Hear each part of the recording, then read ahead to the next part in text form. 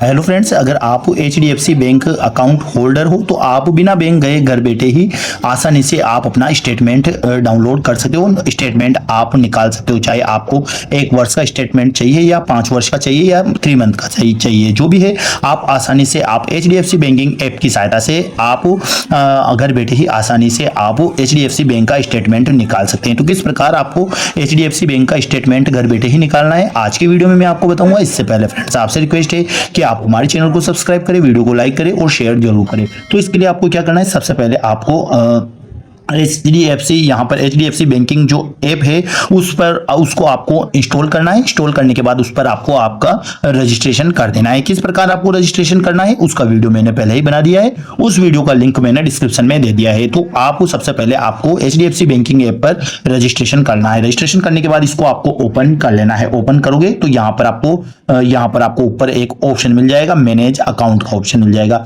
यहाँ पर आपको क्लिक करना है। जैसे आप यहाँ पर क्लिक करोगे, यहाँ पर आपका जो बैलेंस होगा यहाँ पर शो हो जाएगा। यहाँ मंथली एवरेज बैलेंस रिक्वायर्ड भी शो हो जाएगा। यहाँ पर आपको एक ऑप्शन मिल जाएगा, नीचे स्क्रॉल डाउन करोगे तो यहाँ पर आपको एक ऑप्शन मिल जाएगा, यहाँ पर व्यू अकाउंट स्टेटमेंट का। बस यहाँ पर आपको व्यू अकाउंट स्टेटमेंट पर क्लिक करना है। यहाँ पर आपको गेट स्टेटमेंट का ऑप्शन मिलेगा, इस पर आपको क्लिक करना है। अब यहाँ पर आपको कौन से ईयर का स्टेटमेंट चाहिए, ये लास्ट मंथ का चाहिए, 3 मंथ का चाहिए, लास्ट 6 मंथ का चाहिए, करंट फाइनेंशियल ईयर का चाहिए, जो भी आपको चाहिए यहाँ से आपको उसको सेलेक्ट करना है। जैसे मैं करंट मंथ का ही ले लेता हूं, यहाँ करंट मंथ का ले लेते हैं। यहाँ पर लेने के बाद में यहाँ पर आपको डेट सेलेक्ट करनी है, कब से कब तक का। अगर आपको फाइनेंस ईयर का चाहिए तो यहाँ पर आपको सेलेक्ट करना है।